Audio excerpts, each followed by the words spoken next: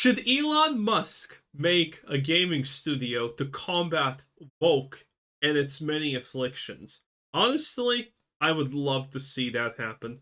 But would it be another day that ends in Y if Elon Musk wasn't making people melt down? You know, people look at Elon Musk as this just evil bad guy that took what was once their echo chamber of Twitter and turned it into a fairly open free speech platform, sort of, for the most part. Obviously, Honestly, this is not even my favorite look at Elon Musk.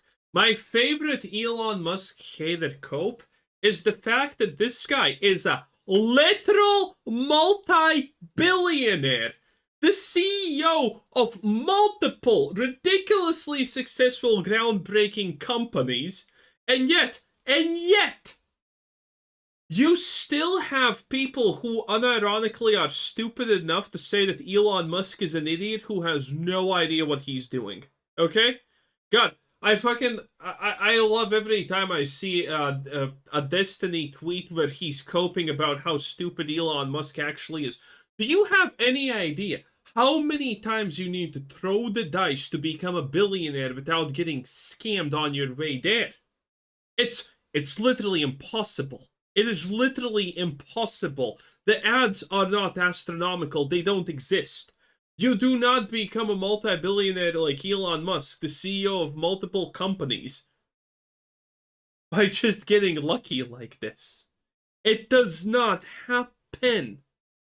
Okay? Wow. And people who don't understand what his genius is, the guy's not a genius engineer. The guy's not a genius scientist. He's not even in fact a visionary at anything. But the guy is a genius at one thing, and that is just making money. Because this guy is extremely good at finding the right people for the job. And that's it. That's what Elon Musk is good at. Nothing else. And you know what? He doesn't need to be good at anything else. Picking the right people for the right job is what is extremely important and makes many companies successful. And he just knows how to do it. It is what it is. X still has its issues that we talk about all the time, but it's a hell of a lot better than it ever was prior. Now, ultimately, Elon Musk has now made them melt down again because he started talking about video games. And Elon Musk has showcased himself playing video games before, especially Diablo 4. Yeah, Diablo 4, which is honestly, in my opinion, really sad. I don't know how much of a gamer he actually is, but considering how much of a troll he is, I gotta imagine he probably is a big time gamer. But yes, Elon Musk is making them melt down, all because he is talking about why DEI and the woke mind virus kills the art of video games. Everything woke turns to shit, okay? The Orange Man has a point, and the Orange Man has a lot of good points. Now, again, ladies and gentlemen, anytime Elon Musk decides to want to speak, the world is going to watch and they're going to melt down half of the time. And that's just how it. Dude, by the way, you know what's my favorite Elon Musk meltdown of recent time? It's some literal bum from the Washington Post or Forbes saying, "Oh, Elon Musk took over Twitter and now it's 50. Now it has gone in value down 50 times." Which is so hilarious. It's, by the way, if you don't understand, that's all lies and cope. Twitter was not profitable before Elon Musk. It was losing money constantly. Elon Musk actually made it profitable for the first time in ever. Ever!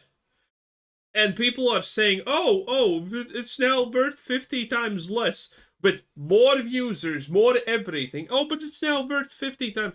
Those people are just liars. It is hilarious, and some people actually get got by this, which is a little bit sad but understandable. Not most people. For example, you know what's my favorite Elon Musk story? And this story is very profound, depending on where you are in life. Okay, if you're not a business person, if you're not a business analyst, if you don't understand finances and whatnot, Elon Musk's life story of being the guy who did not make Tesla, came in and just put his name on Tesla, probably doesn't sound great. But if you know Elon Musk's story of acquiring Tesla and everything that happened, and if you're in the world of finance, you're literally, holy shit, this guy is the equivalent of the Superman of the finance world. That's the stark contrast here. So yeah, again, on a as someone who deals with finance, I have absolutely nothing but respect for Elon Musk because let me recontextualize him gaining control of Tesla. Elon Musk is someone who turned thousands into tens of thousands into hundreds of thousands, million into millions into tens into hundreds of millions. Then he saw Tesla, a company that he did not make, that was made by two other guys.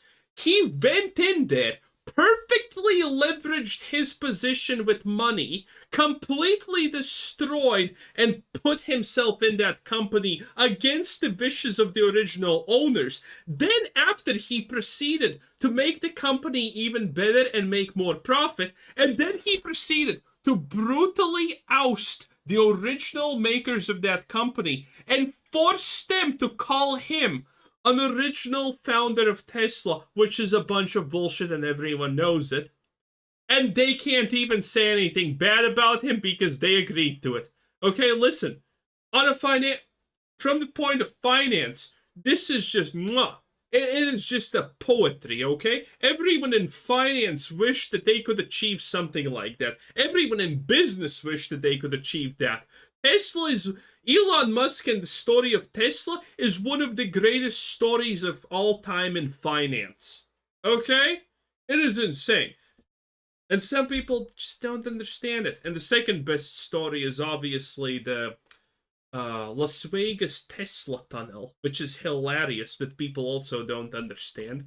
It goes when someone like Elon Musk and eventually speaks on a subject like this, and you're gonna have people from all sides trying to chime in, and that's perfectly fine. That's the entire point of having an open discussion like on the platform X. You have a discussion like that so that people could get their opinions out there and let the world decide which way they want to swing. So let's get into this article, guys, from That Park Place. But of course, before we do, if you are new here, just consider hitting that subscribe button. I would greatly appreciate it, and like the video to push us out into that YouTube algorithm. So it says Elon Musk recently explained why he believes that the DEI agenda and the woke mind virus kills the art of video games. During a town hall, Musk was asked, with recent flops like Concord and Dustborn, games are prioritizing pronouns and things like that and stuff instead of actual gameplay. So I was wondering, have you ever thought about making your own game studio and making an impact on the industry? After describing the inclusion of pronouns as annoying, Musk answered, if there is one actual thing that would be a fun thing to do, it would be to start a gaming studio, because I do actually intrinsically love video games. And I think if you apply sort of AI to video games, you could really make incredible video games. Now, that worries me a little bit, the whole AI thing, because again, man, AI, even though it is... Yeah, it probably worries a lot of people, but Elon Musk is not saying, oh, let's just let AI make the video game. No, Elon Musk is saying, let's make a good AI that can actually predict things that should be in a video game and whatnot, technically, or something of those sorts. He's not just saying, oh, let's cut costs and make a slop video game to sell. Rapidly progressing, and it is evolving. I don't want AI making video games. You know what I mean? I want there to be creativity. I do.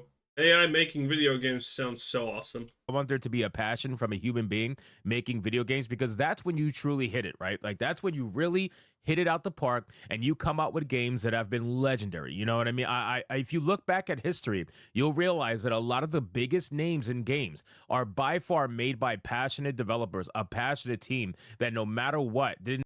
True, but to be fair, we didn't have the ability to make games with AI. And I mean, now look at this. Look at Starfield. What is the difference between Starfield made by AI and the expansion that's made by hand? None. It's both of them are slop. So, AI is technically already at the level of humans when it comes to creating slop, at least.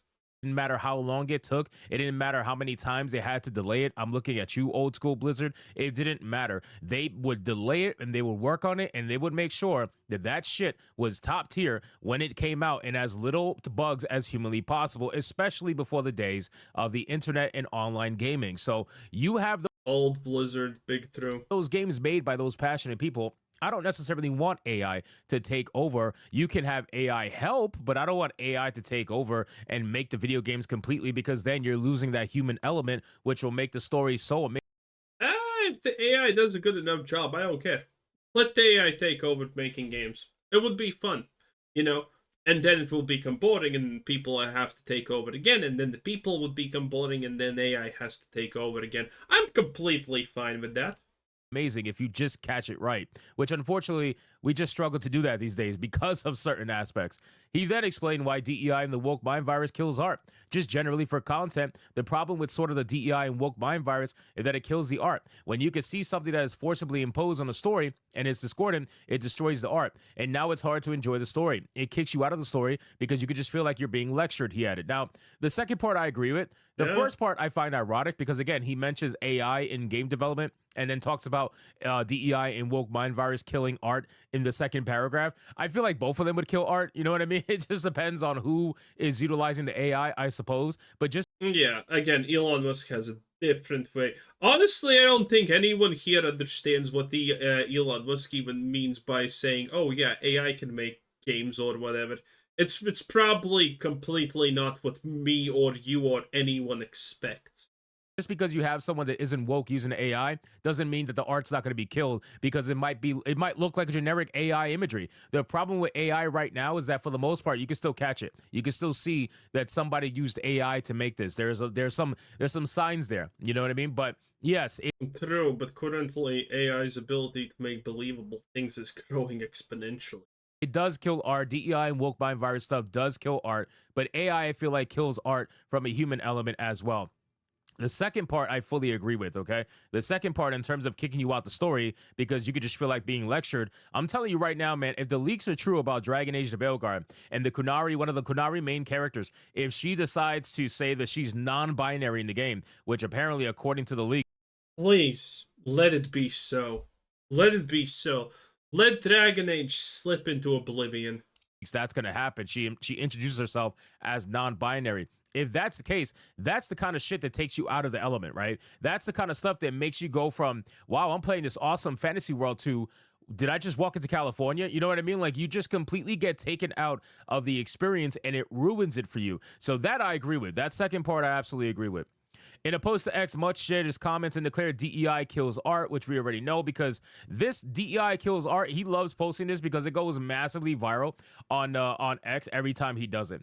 Musk comment echo what J.R.R. Tolkien said in his On Fairy Stories essay. He noted that a story maker is proven a successful sub-creator when he makes a secondary world which your mind can enter inside it when he relates as true it according to the laws of that world. You therefore believe it while you are, as it were, inside. However, he added the moment disbelief arises, the spell is broken, the magic, or rather the art has failed, you are then out in the primary world again, looking at the little abortive secondary world from the outside.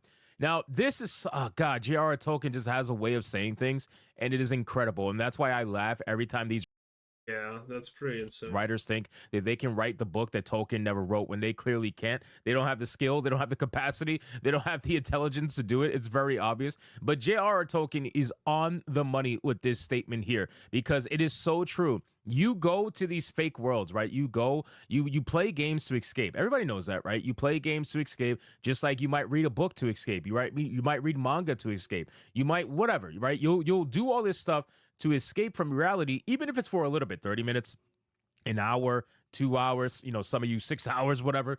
You do it to escape.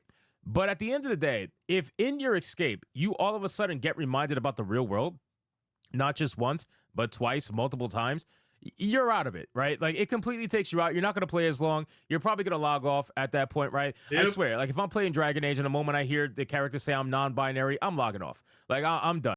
Dude, what about the Dragon Age character? You know the first Dragon Age Veilguard character that you're going to see is going to be like, I'm gay? And that's gonna be pretty much it. Oh, hello, I'm gay. What's your personality? Gay. And oh, sad. All right, because I'm trying to get involved in the world of Thetis. I'm not trying to get involved in the world of Earth Thetis. You know what I mean? Like that's not That's not what I'm trying to do. I'm trying to explore the world that was designed and the world that was created that is different from the world that I am in every single day. And I'm sure a lot of people feel the same exact way. Nobody wants to play a video game to get reminded of the real world. That's the entire opposite point of what video games are for. So at the end of the day, man, this is just more proof that people are catching on. And when somebody as big as Elon Musk is talking about this, thankfully, he's going to bring a lot of eyes and attention to that particular conversation and that entire argument that's happening on our particular side. He may not represent it as well because, again, I don't agree with the AI thing, but ultimately, it at least gets the conversation going, which is exactly what the other side doesn't want, right? They don't want conversation. They want echo chambers. They want to be able to say They don't even want echo chambers. They want just you to be forced to agree with them. It's not even an echo chamber because they're not gonna stand on it too long. They just want you to agree and never do anything against you. Anyway, that was Hypnotic 10 out of 10. Bye.